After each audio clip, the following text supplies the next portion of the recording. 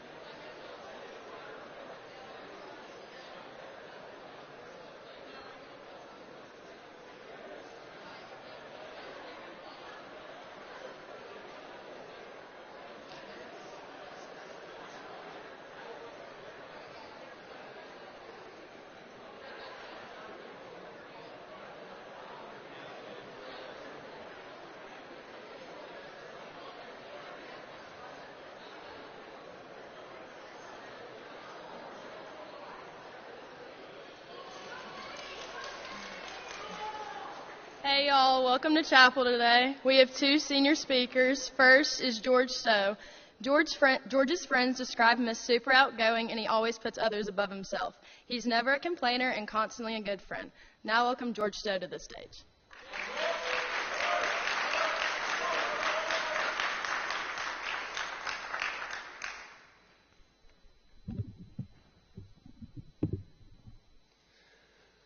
Good morning.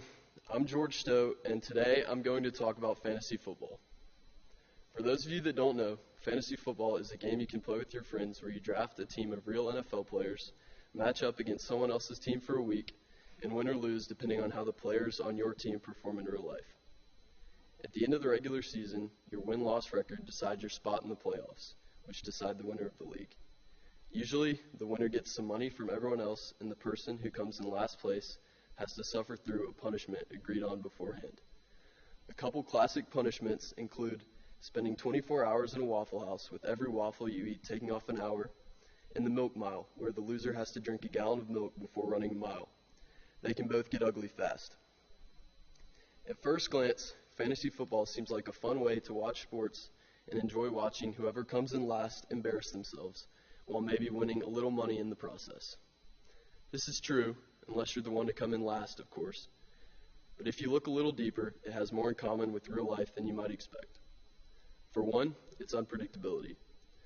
Some people spend a ton of time crafting the perfect strategy and laying out the future, but no matter how carefully you plan, something unexpected will happen. Your best player could get hurt in week one. You could bomb a test that you were confident about. You might not get into your top college. Obstacles can come out of nowhere, so you've got to be ready to adjust and find the best path forward. Next, you need to fill out a well-rounded and balanced team. This is your support system that you'll rely on in both good and bad times. Just like you need players at different positions to be able to compete, you need different types of people in your corner. Parents, grandparents, siblings, teachers, coaches, friends, and whoever else makes up your team. Everyone plays a different role in helping you succeed, and variety is always important. You don't want to load up on too many running backs and wide receivers and forget to pick up a kicker because you're just missing out on easy points. At the same time, it's important to keep an eye on the free agents, players who no one picked, because a few unexpectedly become stars every year and you want to be on the lookout to add them to your team. You never know when you might meet a new friend or be given a great new opportunity, so you need to be ready to make the most of those chances. Third, patience is super important, especially with yourself. No one is perfect, even if you try your hardest, and the reality is that you probably aren't going to reach every goal and milestone you set for yourself. Even the best players will have weeks where they don't meet expectations, but freaking out, overreacting, and trying to make a big change typically only hurts you in the long run. Most of the time, things will work themselves out, and staying on your path is the best choice. I thought junior year AP Physics might actually keep me out of college after I failed the first test of the year, and Mr. Phipps told us it would only get harder from there. But I stuck it out, and I'm better for it now. In the words of one of my favorite singers, Chris Stapleton, the hard roads are the ones worth choosing. Lastly, I'm going to contradict myself a little bit. I just told you to wait things out, but now I'm kind of going back on that statement.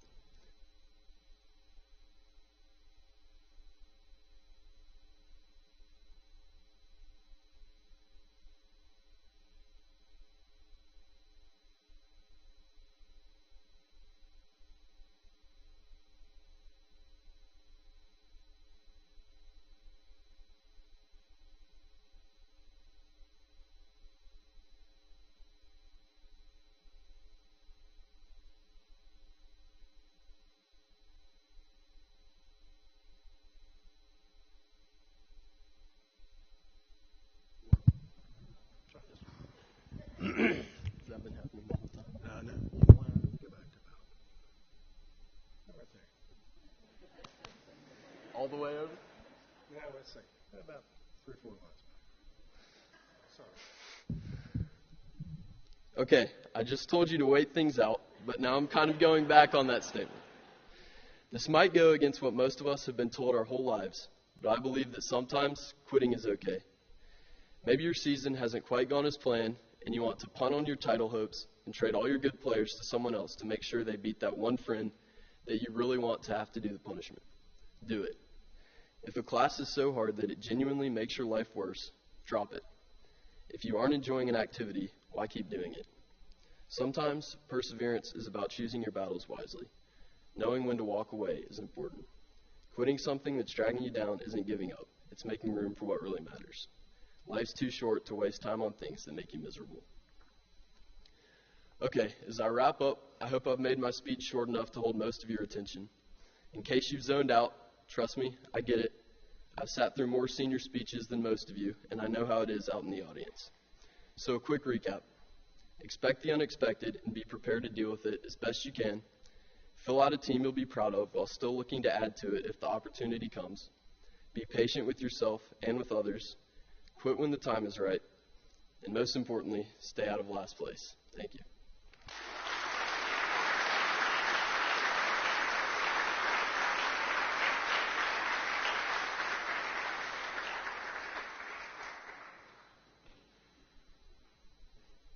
Great job, George. Now next up, we have Hannah Jones. I've known Hannah since the 3rd grade, and ever since then, she's been a constant joy and a genuine friend. She puts a smile on my face every time I see her and has the funniest sense of humor. I'm so excited to hear what you have to say. Now welcome to the stage, Hannah Jones.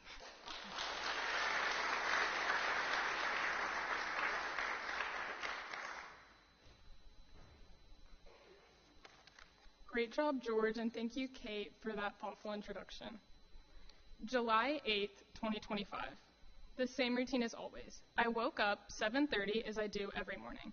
Over the summer, my life had subconsciously settled into a quiet, redundant routine. Wake up, brush teeth, brush hair, leave for work at 10, return at 4, go to bed at 10. It was the same. Every single day. And I liked it. I liked the comfort of repetition. A sense of continuity where I didn't have to think about what happened next. No unexpected events, no surprises. But this morning, I get in my car at 8:43 to meet my mom at the Raceway on Broad Street to go to my doctor's appointment. My mom was running late, as usual, and I found myself anxiously glancing at the clock as the minutes began to move faster. It was now 9:07. To distract myself from the fact that we were going to be late, I mindlessly scrolled on Instagram. The familiar faces of everyone and stories began to blend together until I unwittingly clicked on my cousin's story. And there it was. January 30th, 2022. It was a Sunday. I woke up at 9 a.m. to the soft humming of my fan on my bedside table and the familiar footsteps of my dad going downstairs to make breakfast. I picked out my favorite red knit sweater and slipped on the same ripped jeans that I had worn for the past 4 consecutive Sundays. I strolled downstairs, had a bagel, 2 eggs, and sausage for breakfast. We arrived at church at 11:03 and sat in the back of the sanctuary as we typically do. After church, we got ice cream, I got mango, my favorite, and began heading back to the house. As we were driving down Broad Street, my mom asked me to text my dad that we were on the way back. As I extended my arm, hand still sticky from the last of my ice cream, I saw a notification pop up. When I glanced to see what it was, traffic slowed as my heartbeat began to speed up. February 9th, 2020. Also a Sunday. We had returned from church, and I was outside playing while I was eagerly awaiting dinner. I found myself carefree, playing outside with my dogs. I ran inside excitedly, still catching my breath, to try to drag my brother to play with me. My mom's voice, calm and serious, cut through the air, stopping us in our tracks. Her expression, unreadable, but strong enough for my brother and I to know that whatever it was serious. She looked at Isaac, quietly ushering him to go into the playroom. My stomach quickly dropped, unsure if I had done something wrong and was getting in trouble. But what I didn't know in that moment was that I was far from in trouble. It was something much more devastating. Now, you might be asking, what do all 3 of these dates have in common? At 12, 14, and now 17, days that started ordinary ended with a profound sense of loss. Each of these days served as a grave, yet beautiful reminder that life is precious and age should be celebrated. July 8th, 2025. My grandma, who was once overflowing with joy, lighting up every room, was being held by my cousin's hand, lifeless. I was frozen, caught between disbelief and an unbearable weight of reality, which quickly came crashing down on me. This wasn't part of my routine. This wasn't how my day was supposed to go. In that exact moment, the reassurance of routine and repetition gave way to the rawness of loss. In one click, my world came crashing down, and the person I would normally rely on was gone from this earth, and I would now face the rest of my life without her wisdom and love. January 30th, 2022. I saw the text. My eyes scanned over the message again and again in a state of denial. The words didn't make sense to me. I'm sorry for the loss of your father. So unfathomably brief for something so irreversible. The silence around me began to feel suffocating, as if I had nowhere to go. Another grandparent gone? I returned the phone with my hand trembling, replaying the message in my head, filled with denial. It's not true. I felt paralyzed, as if the grief had stolen my ability to move, think, or act. February 9th, 2020.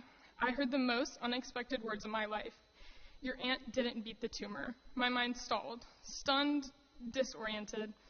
Last time I went to Mexico to see her, just a few months prior, the doctors deemed her tumor-free. Her treatment was supposed to be over. The nightmare that was watching someone you love endure chemotherapy, radiation, and surgery, she had beaten it, and all it took was one spoken sentence for my hope to unravel. I was too in shock to know how to respond. The only thing my body knew how to do was cry. Why does this hurt so bad? I remember asking my mom repeatedly. She was too young, too full of life. It's not fair. Each of these days shattered the safety of my routine, a reminder that no one is immortal. In those moments, grief took over my life and left me feeling like I was drowning. But after the acceptance of loss comes stillness. Aging is a gift. Not everyone has a chance to grow old. Why am I so desperate to rush through what someone else would give anything to get back? Why do adults complain about turning another year older, dreading the thought of aging? Even as kids. With school, we're taught to have tunnel vision. In middle school, I couldn't wait for high school, and now as a high schooler, even while attempting to live in the moment with a spirit of gratitude, I catch myself at times wanting nothing more than to go to college. Aging isn't merely the passing of time, but rather the accumulation of memories, growth, and perspective. In a world that tends to resort to speed and constant progress, it is important to remember the values of patience and presence. To age is to be given the undeserving opportunity to live, to experience goodness that comes with deep relationships, profound growth, and wisdom that reflects lessons learned. Time will pass regardless. Let us choose to live each day fully, stopping ourselves when we start to feel the rush and refocusing on what really matters. I would like to thank my mom and dad for supporting me through anything and everything, and if I don't say it enough, I love y'all. I will forever be grateful, from getting them in our car reunions and rides every morning to Claire and I's weekly crash outs in my car after school. Underclassmen, I urge you to enjoy every second of these next few years, as not many people are as lucky to be in the same position as you all are in. I would like to close with 5 Romans 8:28. And we know that all things work together for good to them that love God, to them who are called according to his purpose. Thank you.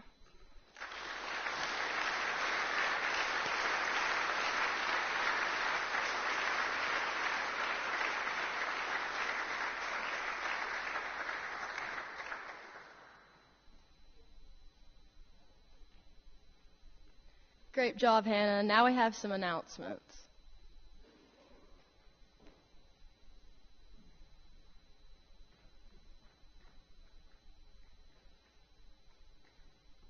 Hi everyone, I'm Haley Harris, and I'm in the Team Ambassador Program for the Austin Hatcher Foundation, which is a nonprofit organization that comes alongside and helps support families dealing with pediatric cancer.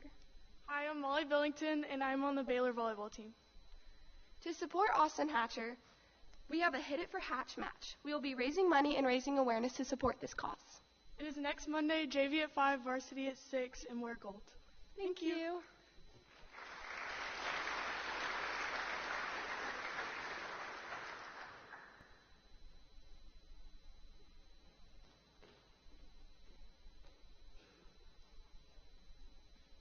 Good morning. My name is Heather Biebel, and I serve as the chair of the History Department. 3 years ago, the History Department launched a program called CTHT, Community Time, History Time. The program was created because history is made every single day, and students generally do not learn about the most recent historical events in history class on a regular basis. Yes, I'm talking about events from yesterday, last week, or last month. The history department decided to alleviate this problem by offering a time and place to discuss recent history, international relations, and historical events. The time is community time, and the place is the PAC atrium, the steps, and therefore the logical name of the program became Community Time, History Time, or CTHT. Our first CTHT gathering of the year will be this Thursday, September 25th, starting at 10:55 a.m. and will run until 11:20 a.m. Our topic is one that will interest all of you, music. Mr. Shaw Wilson will lead a discussion on how our consumption, appreciation, experience, and ownership of music has changed over time. Please join us on Thursday next week.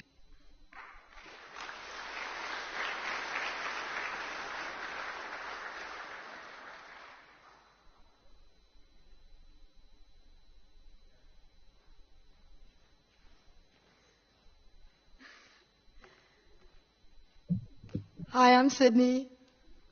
And I'm Gavin, and we're leading the Sustainability Club this year. And we're up here to announce our first event. We'll be kicking off Spirit Week on September 27th with the Chattanooga Creek Cleanup. We'll be collaborating with Macaulay and GPS. So, did we say it was on Saturday? Saturday the 27th. So email either Sydney, me, or Ben Holt for more information, or if you're interested. Yeah. There will be transportation for boarders, so everyone show up. There will be donuts. Come on.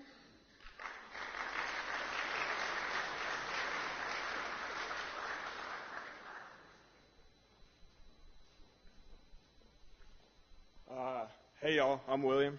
I'm Wyatt. And we're both FCA leaders this year. We wanted to tell y'all about FCA, which stands for Fellowship of Christian Athletes. We meet on Thursdays during community time, either in the Old Chapel or the Chapel Lecture Hall. We meet to learn and talk about the Lord's goodness and to also have fun and just build community. So we also hand out donuts for those who come. So this next Thursday, we will be hearing from Mr. Fazio, and we will be in the Chapel Lecture Hall, which is on the bottom floor of the chapel. Also, next Wednesday is a day called See You at the Pole. This is a global student day of prayer where students meet at the flagpole on their campuses and pray for their school, country, and each other. So we'll have our See You at the Pole day next Wednesday at 7:50 a.m. in the quad, and hope to see y'all there and at FCA. Thank you.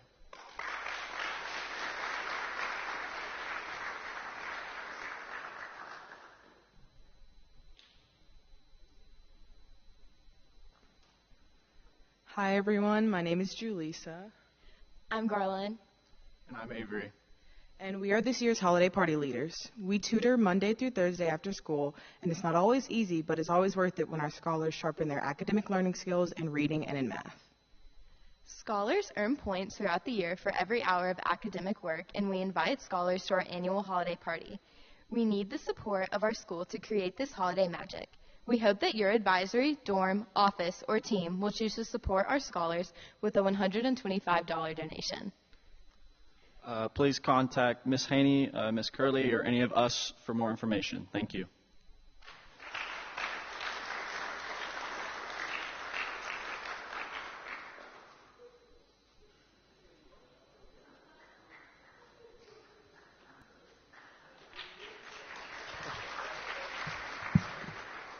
What's up, y'all? My name is Kean Whaley. And I'm Gabe Swan. And we're doing the sports report. So starting off, girls soccer played on Tuesday and gave Knoxville West their first loss this season, winning 5-0. Good job, girls. Men's golf also played yesterday, winning 301 to 305 against NBA. Good job.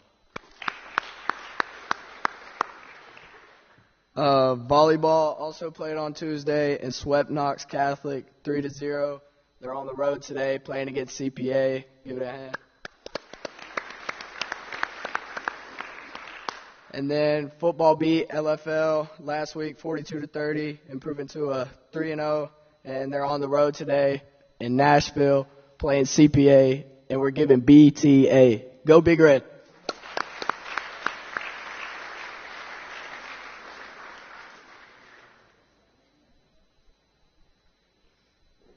Okay, that's all we have for chapel. So seniors, with your leadership, we're dismissed from the front.